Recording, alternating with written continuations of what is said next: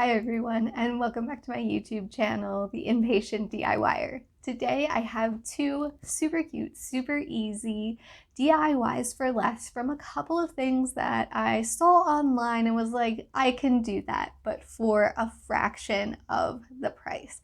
So I think you guys are gonna really like these, and let's go ahead and get started. For my first DIY, I'm going to be doing my version of a Target pink vase that I saw on their website for $34. So first thing you're going to need is a glass vase in the same shape, some folk art pink paint in baby pink, and a foam paintbrush. I used a Ziploc container to mix my paint, and a skewer that I broke off, and some baby powder. Now the skewer you're going to use to mix things.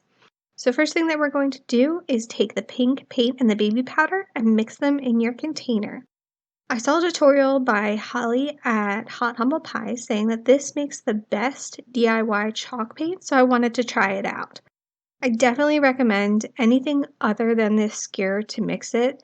This did not mix very well, and it actually took me a lot longer than I thought it would to mix these two together.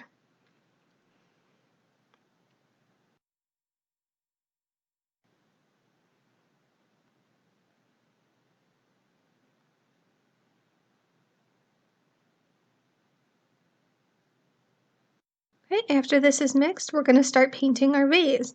As I started painting, I was honestly a little disappointed in the coverage, but I feel like I didn't measure things out like Holly did, so this is what I get for being impatient, really. I painted the whole outside, as you can see here, and then I did a little bit on the inside that you'll see.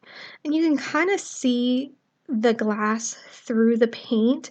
And I feel like when Holly did hers, you really couldn't see the glass even after her first coat.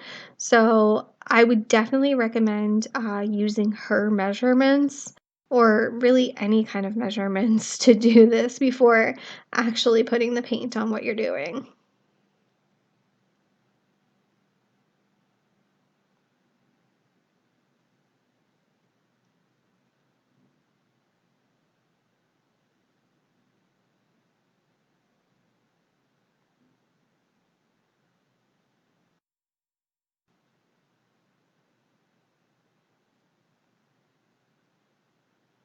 I struggled a little bit painting the inside, so I ended up using the edge of the foam brush to kind of just go around in a circle because I was using such a wide paintbrush. And this worked out really well for me.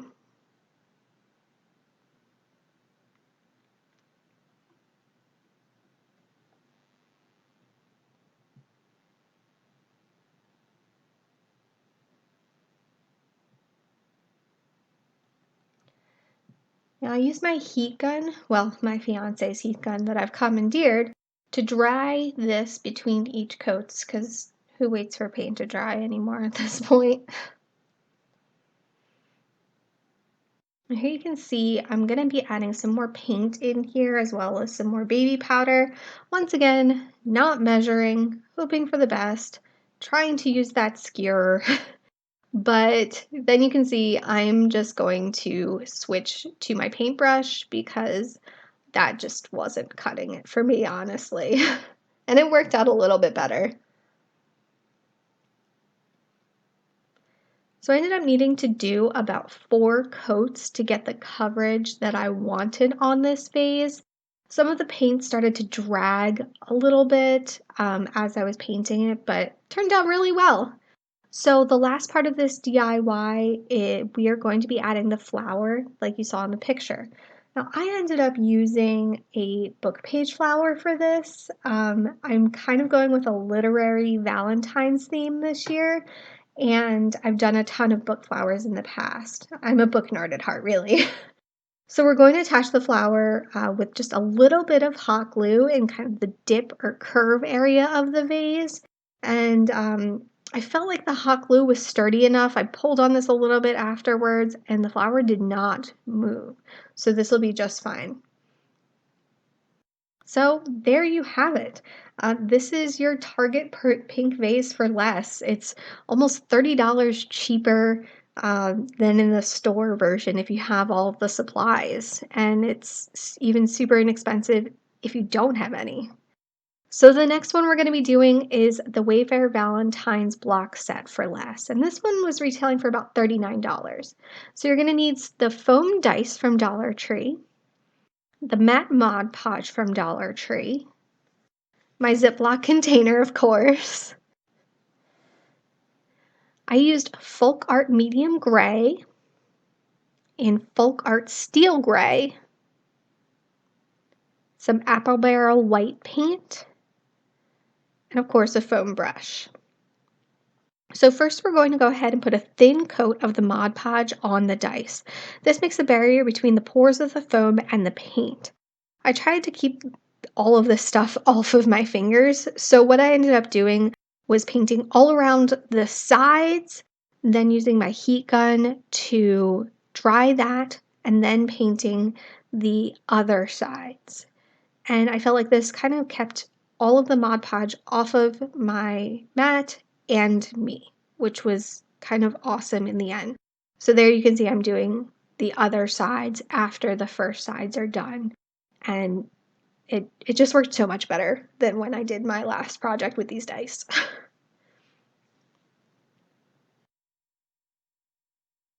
So now the first paint coat we're going to be doing is the white. And I just did the same process. I did it all around the outside and then dried it with my heat gun before doing the other sides of the dice. Now I did a thin coat of paint for each of these paints that I did because I actually really liked the texture that the blocks had. And I'll be showing that in a little bit after I put one of the grays on. But it actually almost seemed like it had like a concrete texture to it already, and that's what I want these to look like. So I was trying my best to keep that. And don't worry about this bright green color. You won't really see it after all of the paint's on.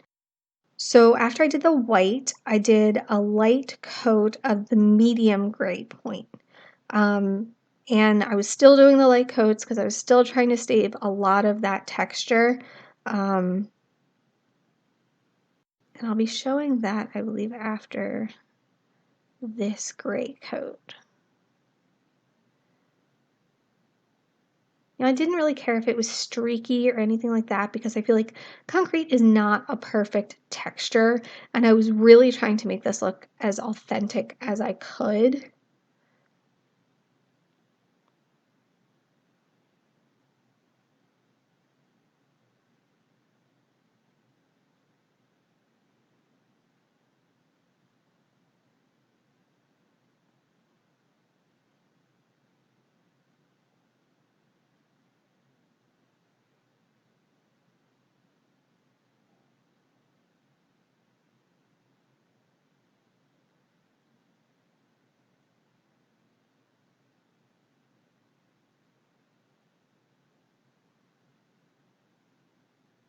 So here you can see that texture that I was talking about. I think it looks really, really cool.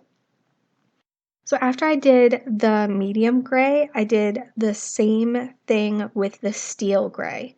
Now, I was a little bit more careful with this because I was planning on having this be my top coat. I painted it on really quickly and then I kind of dabbed it with my paintbrush to keep that texture and not have the streaky part of it.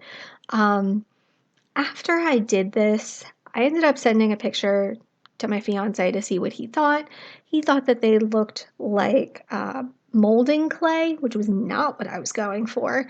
So I did a second super quick coat of the medium gray on top of this. And that's what you'll see kind of in my final picture. So it won't look this light, which the Wayfair blocks did look kind of this light, but I really like how they look just a little bit darker. So this is like the molding block phase of these blocks. So the last part of this DIY is to get the love and the XOXO that the Wayfair blocks had on theirs. Now I cheated just a little bit and used my Cricut to make the stickers. So before I put all of the vinyl stickers onto the blocks, I took my my transfer tape and I put it on my sleeve a little bit, as you saw just there, just to take some of the sticky off because I was so afraid it was going to take the paint off of this block with how many layers I did. It didn't take any of the paint off, which is awesome, but I was still very, very careful. You can see like I used my nail to kind of get these onto the block, not even my scraper. So I just didn't want any of that paint that I put on so many layers to come off. So what we're doing first is the love with the O with a heart on one side of the blocks, and then you're going to see that I put the XOXO on the other side. And I didn't take a picture of that, but that's exactly how the Wayfair blocks were laid out, which I think is really cute because depending on your mood, you can do one or the other.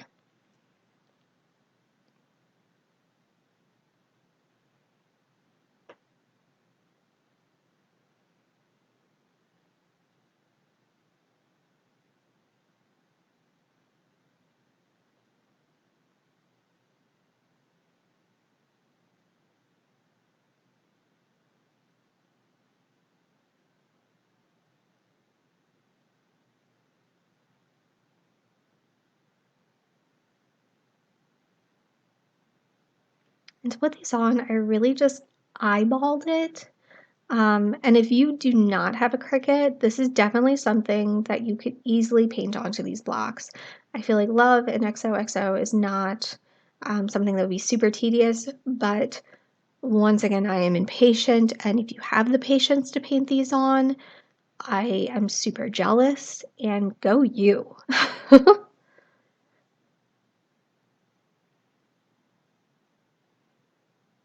So that's what they look like all laid out. And this is what the other side looks like. This is the finished project. I am truly in love with how they turned out for a fraction of the price. Here's both of those. Cost me less than $5 to make both of these because I had some of the things on hand. You could make this for less than $12 if you had to go out and get everything. I really think that these are awesome.